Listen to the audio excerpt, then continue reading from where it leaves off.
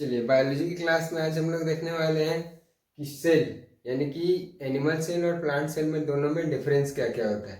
ठीक है, तो डिफरेंस क्या क्या होता है वो देखते हैं हम लोग। प्लांट सेल और एनिमल सेल। प्लांट सेल देखिए देखने में लग रहा है चौकोर, जबकि एनिमल सेल कैसे लग रहा है, गोलाकार लग रहा है।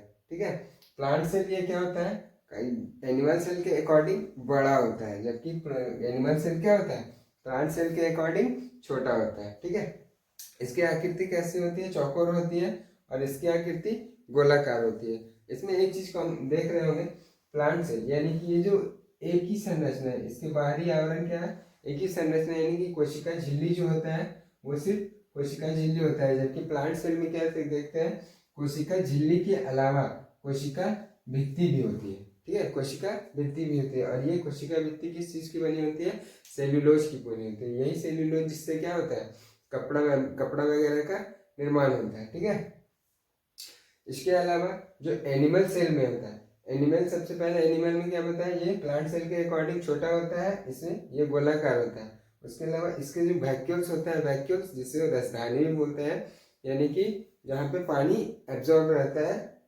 जिस सेल के जिस पार्ट में पानी एब्जॉर्ब रहता है वो क्या होता है, सबसे मतलब प्लांट सेल के अकॉर्डिंग छोटा होता है। ठीक है, एनिमल सेल में और दो तीन चीज पाए जाते हैं, जैसे सिलिया, फ्लैजेला और लाइसोसोम। ये लाइसोसोम क्या होता है, प्लांट सेल में नहीं पाया जाता है। सिलिया और फ्लैजेला क्या होता है, ये एक बाल नुमा संरचना होता है, एक इस टाइप से समझिए इसको।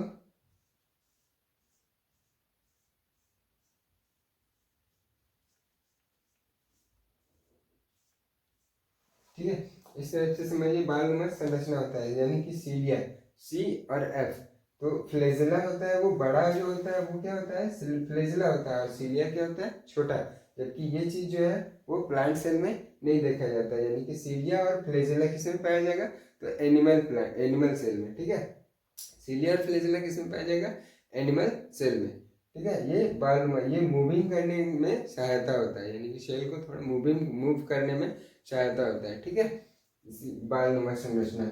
और लाइसोजोम सिर्फ एनिमल सेल में, जबकि लाइसोजोम प्लांट सेल में नहीं पाया जाएगा।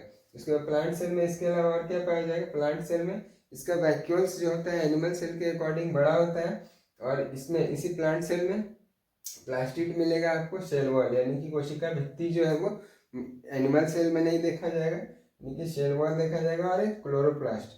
ठीक है, क्लोरोप्लास्ट यानी कि जिसे पर्णहरित भी बोलते हैं, तो ये एनिमल सेल में नहीं देखने को मिलेगा। ठीक है, ये डिफरेंस दोनों एनिमल सेल और प्लांट सेल में आपको समझ में आ गया होगा।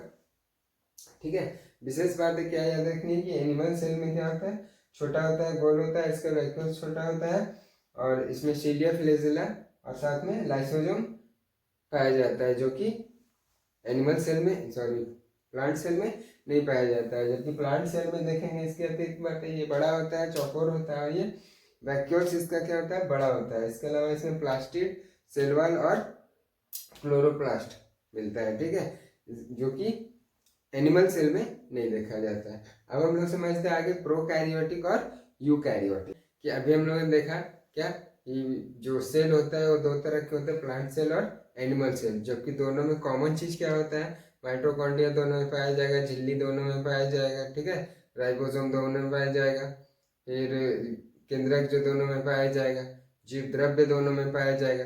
तो इन सारी चीज जो कॉमन चीज हम लोगों ने ये देखा, और साथ में दोनों में अलग अलग चीजें क्या है, यानी कि लाइसोजोम क्या होगा, वो सिर्फ एनिमल सेल में पाया जाएगा और प्लांट सेल में नहीं पाया जाएगा। ठीक है, सीलिया फ्लैजेला जो होगा वो सिर्फ एनिमल सेल में पाया जाएगा। ठीक है, और इसके बाद हम लोग देखते हैं कि ये सेल जो होता है दो तरह का होता है, पहले एक तो होता है प्रोकैरियोटिक और दूसरा यूकैरियोटिक। ठीक है, प्रोकैरियोटिक और यूकैरियोटिक, जबकि यूकैरियोटिक फिर से दो तरह के होते हैं, प्लांट सेल में और फिर एनिमल सेल में। ठीक है, तो प्रोकैरियोटिक और यूकैरियोटिक क्या होता है, तो प्रोकैरियोटिक जो होता है वो अविकसित होता है, यानी कि जो आरंभिक चरण जो होता है उस टाइप का रहता है ये प्रोकैरियोटिक, जबकि यूकैरियोटिक जो रहता है वो पूर्णतः विकसित रहता है। प्रोकैरियोटिक सेल को हम लोग नंगी आंखों से नहीं देख सकते, जबकि यूकैरियोटिक सेल को नंगी आंखों से देख सकते हैं। इसके अलावा इनमें डिफरेंस जो होता है, प्रोकैरियोटिक में सिलिया और फ्लैजेला, इन्हीं के माध्यम से ये लोग क्या करते हैं, मूविंग का काम करते हैं। ठीक है, बाहरी से बालनुमा संरचना देखने को मिलता है सीलिया और फ्लैजेला में। इनका जो श्वसन होता है वो जीव द्रव्य में ही हो जाता है, जबकि जो हम लोगों ने देख रखा है कि एनिमल सेल में क्या होता है कि वो श्वसन जो होता है वो माइटोकॉन्ड्रिया में होता है। ठीक है, और सबसे विकसित कौन होता है? यूकैरियोटिक विकसित होता है, प्रोकैरियोटिक अविकसित होता है। इनमें श्वसन माइटोकॉन्ड्रिया में होता है, इनमें श्वसन जो होता है वो जीव द्रव्य में ही हो जाता है। ठीक है, और इसके अलावा सबसे पहले सेल यूकैरियोटिक को दो भाग में बांटा गया, इस चीज को ध्यान में रखिएगा। यूकैरियोटिक को दो भाग में, प्लांट और एनिमल सेल में। इसमें जो होता है वो राइबोसोम होता है वो 70S का होता है, जबकि इसमें राइबोसोम जो होता है वो क्या होता है? 80S का होता है। ठीक है, तो अभी तक हम लोगों ने सेल में पूरा क्या पढ़ लिया है? जैसे सेल में तो जो बाहरी आवरण होता है उसे कोशिका झिल्ली कहते हैं, और जो पेड़ पौधों में होता है उसे कोशिका भित्ति, जो दोहरी आवरण होता है वो सेलुलोज की बनी होती है। जबकि इसमें माइटोकॉन्ड्रिया, सेल में माइटोकॉन्ड्रिया में क्या देखा था? इसकी खोज अल्टमायर ने की थी। इसमें 38 ATP ऊर्जा का निर्माण होता है, जिससे एक ग्लूकोज बनता है फाइनली। उसके बाद इसे श्वसन गृह भी कहा जाता है, यानी कि पावर हाउस ऑफ सेल। उसके बाद गोल्गी बॉडी ये क्या करता है? ऊर्जा का परिवहन करता है। एंडोप्लाज्मिक रेटिकुलम, ये दो तरह के होते हैं, एक स्मूथ एक रफ। स्मूथ में क्या होता है? फैट वगैरह होता है, जबकि रफ में ये इसमें राइबोसोम पाया जाता है, और यही राइबोसोम इसे क्या बोलते हैं? यहाँ पे प्रोटीन का निर्माण होता है, इसलिए प्रोटीन की फैक्ट्री बोलते हैं इसे। ठीक है, उसके बाद लाइसोसोम क्या होता है? इसकी खोज डी डुबे ने किया था। इसे आत्महत्या की सेल थैली बोलते हैं। इसे सफाई करने का काम, यानी कि कोई भी सेल वगैरह मर गया, काम करना बंद कर दिया, तो उसे सफाई करने का काम लाइसोसोम। लेकिन ये लाइसोसोम ब्लड में नहीं पाया जाता है। ठीक है, क्योंकि ब्लड में अगर लाइसोसोम हो गया तो ब्लड तो पूरा सर्कुलेट होते रहता है, तो कहीं लाइसोसोम पड़ गया तो पूरा ब्लड ही खराब कर देगा। इसीलिए ब्लड जब खराब होता है तो ब्लड एक प्लीहा में जाके उसे छान के रखा जाता है, मतलब छान लिया जाता है। ठीक है, तो प्लीहा को क्या बोलते हैं?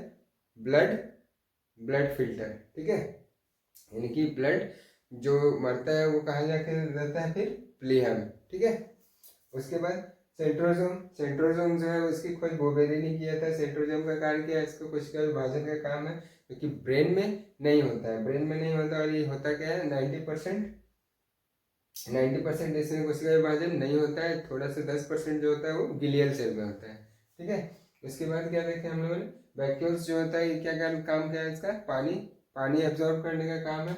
उसके बाद जो एक और चीज, प्लास्टिड प्लांट सेल, अभी हमने थोड़ी देर पहले देखा कि प्लांट सेल में जो प्लास्टिड पाया जाता है वो प्लास्टिड 3 तरह के होते हैं। ठीक है, एक क्लोरोप्लास्ट, ल्यूकोप्लास्ट और क्रोमोप्लास्ट। क्लोरोप्लास्ट, ल्यूकोप्लास्ट और क्लोरोप्लास्ट। तो क्लोरोप्लास्ट क्या होता है?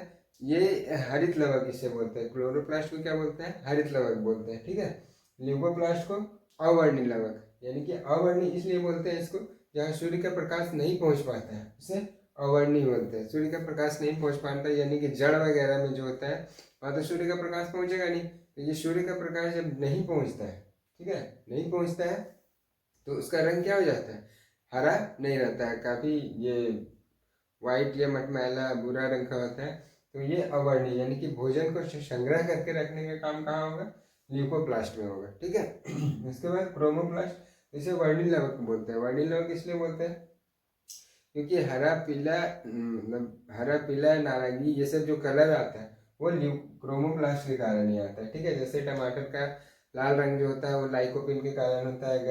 गाजर का जो कलर नारंगी कलर होता है वो कैरोटीन के कारण होता है। जबकि चुकंदर का बीटानिन के कारण उसका रंग देखा जाता है। चुकंदर में क्या होगा? बीटानिन पाया जाएगा, गाजर में कैरोटीन, और टमाटर में लाइकोपिन। ठीक है, अब जैसे देखिए किसी किसी के पत्ती का रंग पीला हो जाता है, तो वो पत्ती का पीला रंग कैरोटीन के कारण होता है। ठीक है, किस कारण? कैरोटीन के कारण। ठीक है, तो इतनी सारी चीजें हमने सेल में बता रखा है। ठीक है, नेक्स्ट क्लास नेक्स्ट डे।